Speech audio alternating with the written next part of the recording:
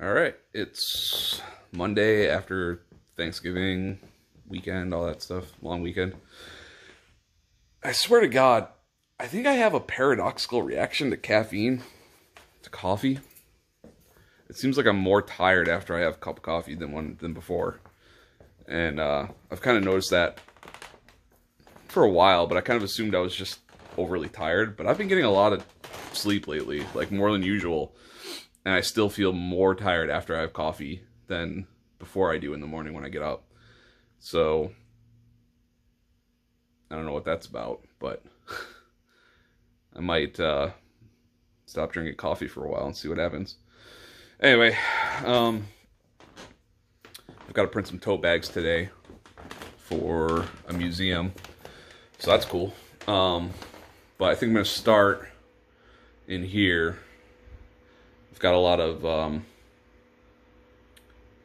cleaning of screens that I got to do. I've had stacks sitting around for a while, just kind of hanging out. Plastisol ink, so it doesn't need to get washed out right after I'm done printing. So I tend to let them stack up instead of just taking care of it, and that's dumb. Water-based ink, I normally print with water-based ink. That's the main thing I use, and that has to be cleaned immediately, or else it'll lock up in the screen.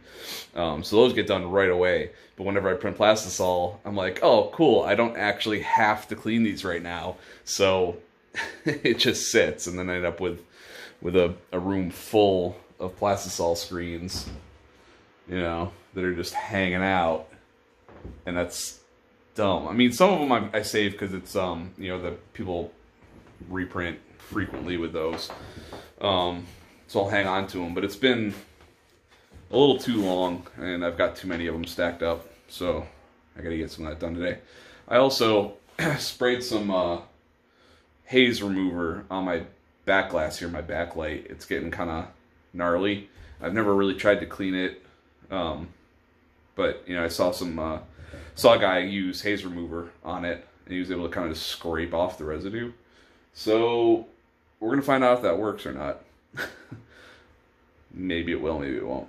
So yeah, maybe I'll film how I clean screens, just for the hell of it, and put that in here too. Maybe. We'll see. But anyway, I'm going to start with an hour of cleaning screens this morning. So, yeah. That's it for today. I'll be back in a bit and show you if that worked, and maybe how some screens go. So, alright, bye. Alright, so the haze remover worked pretty well, actually. This was, you know, all dark like this, the whole thing. So it didn't get like the lightly stained stuff off too much, but anywhere that was like crazy stained, it did a lot. And I mean, that's a lot lighter up there. I just hit it with, sprayed with haze remover, which, you know, it's usually used for getting residue out of screens. I don't use haze remover very often. I don't need to, but I ended up getting some just to have it, just in case, and to use for this. And that worked pretty well. I just hit it with the pressure washer after, which sprayed water back at me like crazy, which, you know, duh, of course it would. The guy that I saw do this originally used like a paint scraper, and I have one of those at home. I just don't have it here, so I think probably tomorrow I'll do the same thing in the morning, spray with more haze remover just to get like the next layer, and then try to remember to bring my paint scraper in and see if that'll help. But I mean, it's, you know, with the backlight on, it's definitely better than it was. I mean, it was functional before. I mean, it wasn't like it wasn't usable. I mean, it was fine, but this is just a little bit better. It'll help see through the screens a little bit better. So cool. All right, let's clean some screens. All right, clean out some screens. Gloves. This stuff, all the chemicals I use are pretty harmless, but, you know, enough exposure to your skin with anything, including water, messes you up, you know. My hands are pretty screwed up just from washing them a lot here, dried out, so these work well. The ink degradant I use is soy-based. I mean, it's, you know, it's still a solvent, but at least it's somewhat natural solvent. I tried to get as much of the ink out of the screen dry as possible. So I just take some old cut up test shirt prints and kind of get as much of this plastisol off as possible, as I can. Plastisol ink isn't water soluble, so that's what the ink remover is for, is to make the plastisol ink water soluble. So beforehand, I just like to get as much off as I can before I put anything down the drain. And that's about all that's gonna come off. But then I save my rags, use them as much as I can, and then once they're too dirty, I run them through my conveyor dryer so all the ink cures and I'm not throwing wet ink into the landfill. You know, at least it's solidified and nothing's gonna leach out of it, or less will leach out of it. Probably a little excessive, but I just feel better doing it that way. And yeah, then usually pull the tape. I have been using way too much damn tape. Kind of get excessive with it.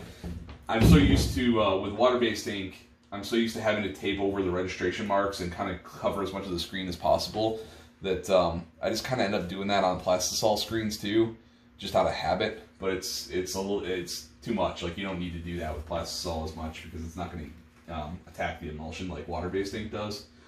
So I'm trying to be more cautious of that.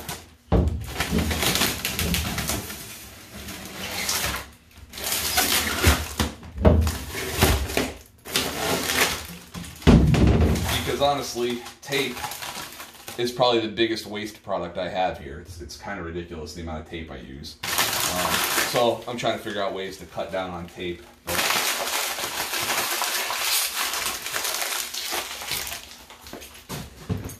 It's a necessary evil though. I'm just gotta try to reduce how much I use. So then a little bit of ink remover.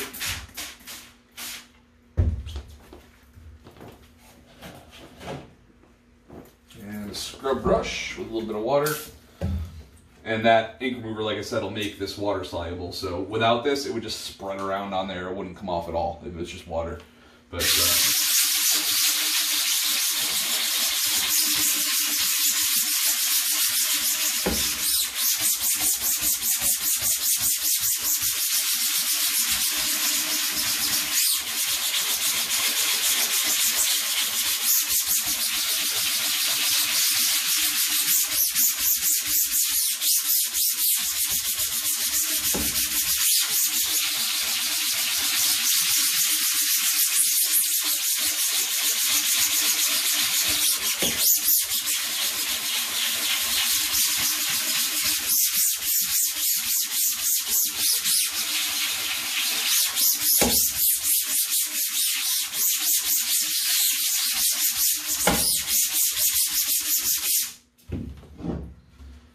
that's kind of loosened up. Let's hit the back a little bit. Well, back of the design.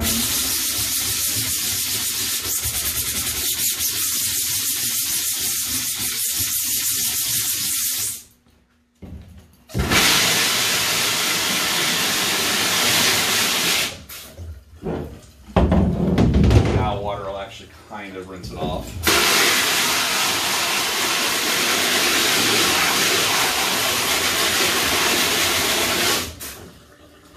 Still a lot of haze. Like I said, these plastisol screens have been sitting around for a while. The longer they sit, the harder it is to do this.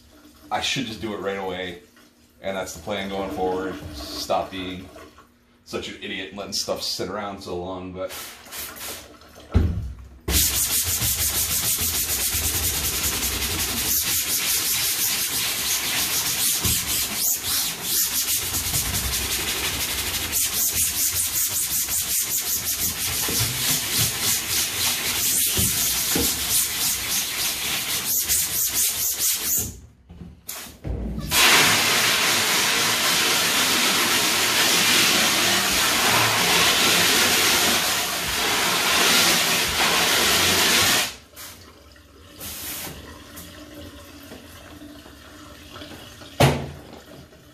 so that's all I'm going to do with the ink remover now. This is all tape residue.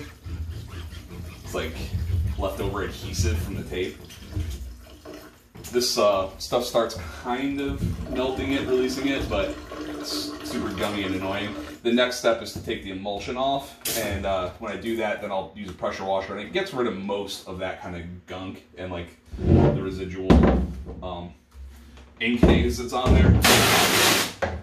So emulsion remover is it just breaks down the emulsion, the bonds of the emulsion. It's like it's just an enzyme, as far as I know.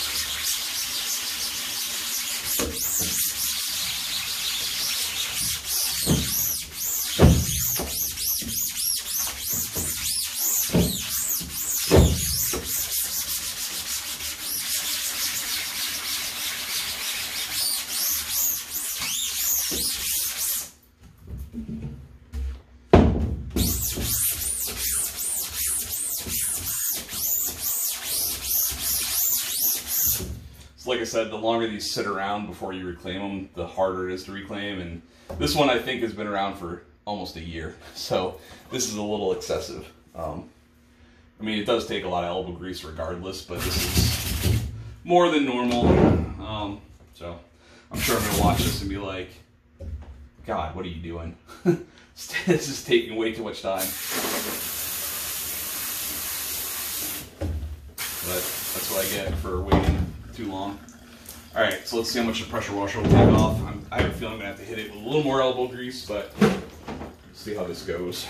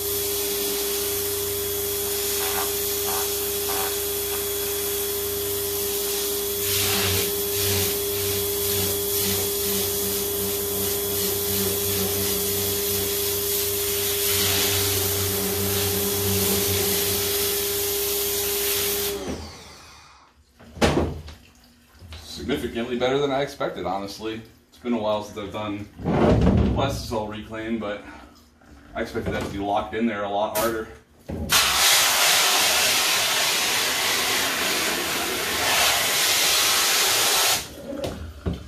Actually, now that I think about it, I don't think I've reclaimed Plastisol screens, Plastisol ink screens, since I got this new pressure washer. My old one died, and I got this new one, I don't know, maybe 3 or 4 months ago. And like I said, I don't do a lot of plastisol ink, so I haven't reclaimed a plastisol screen since then. So this new pressure washer could be what made the difference there. The old one was real old and real beat up. This new one it seems like it uses a little less water than the other one, but honestly cleans the screens better. So maybe that was it. But there's still some residue of the design in there, like some ink residue and stuff. The last step of screen reclaiming is to degrease the screens. If there's any kind of, like, even oils from your hands on the screen, the next coat of emulsion won't stick to it. So you use a degreaser, which is, it's really basically like dish soap without the lanolin that they put into dish soap to make it softer on your hands. So it's basically dish soap without any, like, additives to, like, you know. So it's yeah, just a degreasing agent. So that's the last step, but you can also use a dehazer and degreaser, like, in one product. So that's what I'm going to use on this to get rid of that last little bit of haze and degrease it. But I'll do that. I do that at the end after I've done all these steps up to this point. I do that for a bunch of screens and then come back and hit them all with the dehazer degreaser at the end. So that's the process. Just don't be like me. Do it more regularly. Okay, bye. All right, got about 7 screens done. It's about as many as I can really do at a time in this shop. I mean, I could probably get like 1 or 2 more done, stack them back there. But like I said, these are, you know, these are plastisol screen. I mean, I can use them for whatever, but they've been, you know, I haven't been needing them really. Like the other ones that I have that I only use for water-based have been keeping me going. So 7 is good enough. Get those back in rotation, keep them clean. So done with that today. Next thing I got to do is post-expose this screen to make sure it's nice and waterproof. So I've got little fluorescent lights here to see what I'm doing. I use these little block-out pens. They're just kind of super convenient. Like, I have this stuff as well, works fine, but you need like a brush or a toothpick or something to apply it with, and you know, these things last for a real long time. So just to check for pinholes, give it a little pressure. So, like, you know, I look for like little imperfections like that. I mean, there's no light coming through that one, but I'm still probably gonna put a little block out on it. And, you know, like that guy right there. A couple up here. So yeah, I mean, it's just get the block out flowing. I just kind of dab a little bit onto the area that's screwy to kind of make sure it's not gonna pop through and have a dot on my screen later. That one looks a little gnarly. These ones up here. Cool, that's really all I'm worried about. And then like that's a registration mark, and that's a registration mark for lining it up on the platen. That's like the dead center line of the design, so that gets lined up on the press to make sure that everything's centered. So next step is turn off the fluorescent lights and then adjust my timer for my post-exposure settings. This first set of numbers up here that I'm changing right now is how long it counts down before it turns the exposure light on. So what I do is I hit my vacuum pump and then I hit the start button and it starts counting down for, you know, however long. I figured out how long it takes for the vacuum to pull the blanket down. So it's about 75 seconds. And then at the end of 75 seconds, it turns on the light and starts this next timer counting down, and that's how long the light stays on for. So for an exposure, I have it set to, you know, 75, and around 31 is usually good for my exposures. But for post-exposure, I don't need to worry about the vacuum blanket, and I need, whoops, that was the wrong button, and I need double the exposure time. That's fine, whatever, close enough. And then just turn that sucker on. Boom, kicks on post-exposes for a minute. As soon as that is done exposing, that'll be nice and hardened and ready to print. Just as soon, have to tape up the edges and I'll be good to go. So that's what I'm doing today, printing 200 of these guys. Little promotional tote bags. Yeah. All right. See you tomorrow.